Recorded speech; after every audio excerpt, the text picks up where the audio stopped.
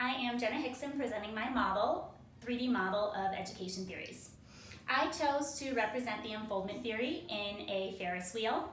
The unfoldment theory is the belief that the mind is a naturally unfolding instrument and that it is receptive to learning organically.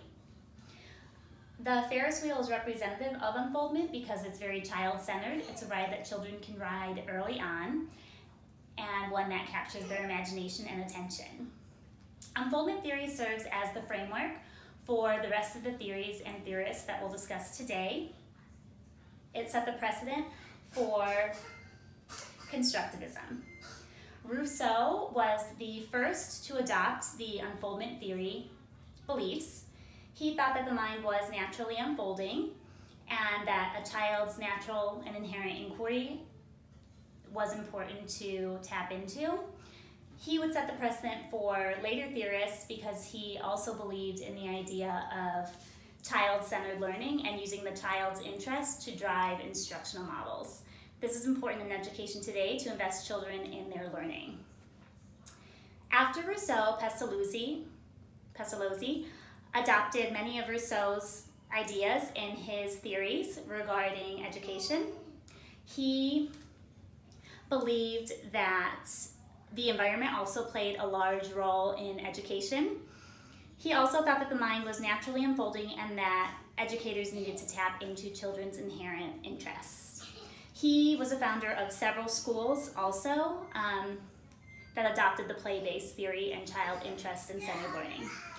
From Pestalozzi, we move on to Froebel. Froebel is most commonly known for his contributions to the origins of kindergarten.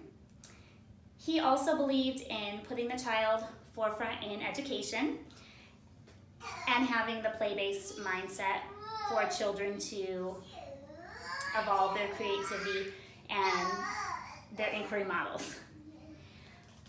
After unfoldment theory, the constructivist view was used to describe education. The constructivist theory uses the idea that background knowledge and new experience can be interconnected. This area of the Ferris wheel embodies that because of the overlying spokes, which are representative of that integration of past experience and new knowledge. Using the more modern constructivist approach, which uses the unfoldment theory as its base, we move on to John Dewey. John Dewey is a theorist that is familiar to all of us. He also believed in the idea of child-centered learning and project-based learning. He thought that it was important for children to have a voice in their education and that in addition to being independent, they also had to be collaborative. He's largely known for project-based learning and having children use what they learn in the classroom and having it apply to real life. So John Dewey also applies to the unfoldment theory and the constructivist viewpoint. Moving on to a more modern day approach, we have Maria Montessori with her Montessori method. Maria Montessori set the precedent for modern day education in putting the child front and center and also using environment to help construct and improve learning. She believed in the idea of natural resources, which is why I use the wood in this model, and colorful environments, which is the color in here as well.